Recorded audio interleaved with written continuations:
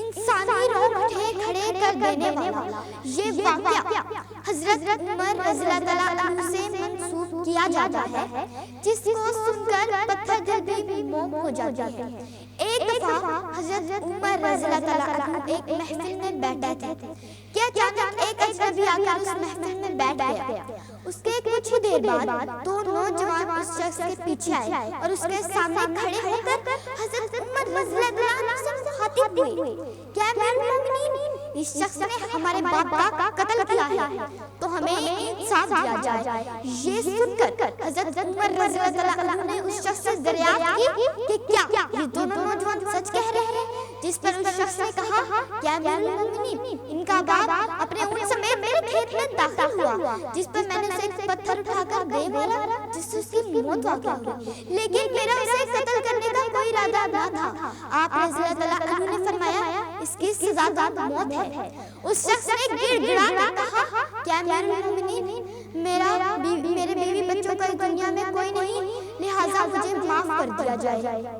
لیکن وہ دونوں نوجوان اس شخص کو معاف کرنے پر آمادہ نہ ہوئے، جس پر اس شخص نے کہا، کیا امیر المومنین، مجھے صرف اتنا موقع دیا جائے کہ میں صحرا میں واپس جا کر اپنے بیوی بچوں کو اس انجام کی اطلاع دے کر واپس آ سکوں۔ حضرت عمر رضی اللہ عنہ نے شرکائے محفل کی طرف دیکھا اور فرمایا، ہے کوئی جو اس اجنبی مرد کی ضمانت دے سکے؟ تو محفل میں سکتہ تاریخ ہو گیا، کیونکہ وہاں پر موجود کوئی بھی شخص اس اجنبی یا اس کے قبیلے سے واقف نہ تھا۔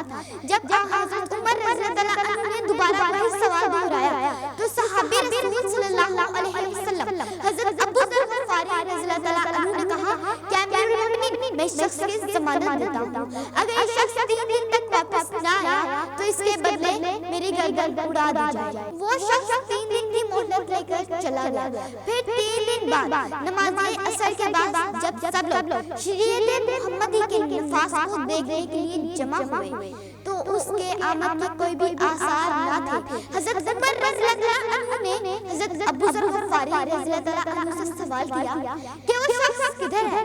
حضرت ابو ذر غفاری رضی اللہ عنہ نے کہا، مجھے کچھ خبر نہیں۔ حضرت عمر رضی اللہ عنہ نے کہا کہ اگر وہ غروب آفتاب تک نہ آیا تو اس کے بدلے مجھے آپ کی جدائی کا صدمہ برداشت کرنا ہوگا۔ حضرت ابو ذر غفاری رضی اللہ عنہ نے یہ کہتے ہوئے کہ مجھے منظور ہے، آسمان کی طرف نگاہ اٹھائی جہاں سورج غروب ہونے کے لیے بےتاب ہو رہا تھا، اور کچھ ہی لمحوں بعد وہ شخص خامتان اس محفل میں پہنچ گیا اور خود کو سزا کے عمل درآمد کے لیے پیش کر دیا۔ حضرت عمر رضی اللہ عنہ نے اس شخص سے دریافت کی، اے نبی، اگر تو یہاں واپس نہ آتا تو ہم میں سے کوئی بھی تمہارے ٹھکانے کے بارے میں نہ جانتا تھا اور تو آسانی سے اپنی جان بچا سکتا تھا، تو پھر آگے جذبے کے زیر اثر تو نے واپسی کا فیصلہ لیا۔ جس پر اس شخص نے کہا، کیا امیر المومنین، ایک تو میں نے اپنے اللہ کا حاضر ناظر جان کر آپ سے یہ وعدہ کیا تھا کہ میں ضرور واپس آؤں گا، اور مجھے اس مرد کلندر کے جان کا پاس بھی تھا جس نے مجھ اجنبی کی ضمانت دی، تو اب میں اپنے بیوی بچوں کو کھلے صحرا میں اللہ کا سپرد کر کے آیا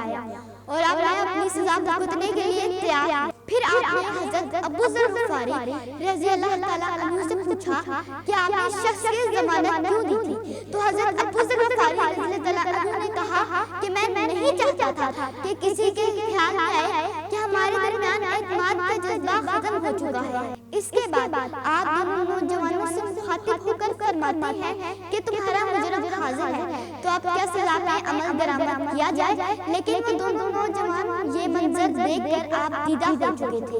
انہوں نے عرض کیا کہ اے امیر المومنین، ہم بھی نہیں چاہتے کہ کسی کے دل یا دماغ میں آئے کہ ہمارے درمیان سے اخوت اٹھ چکی ہے، تو ہم بھی اس شخص کو معاف کرتے ہیں، اور نہ صرف اس شخص کی جان بخشی کرتے گئے بلکہ تاریخ اسلام کی مثال آج بھی ہمارے درمیان زندہ و جاوید موجود ہے۔ آپ کی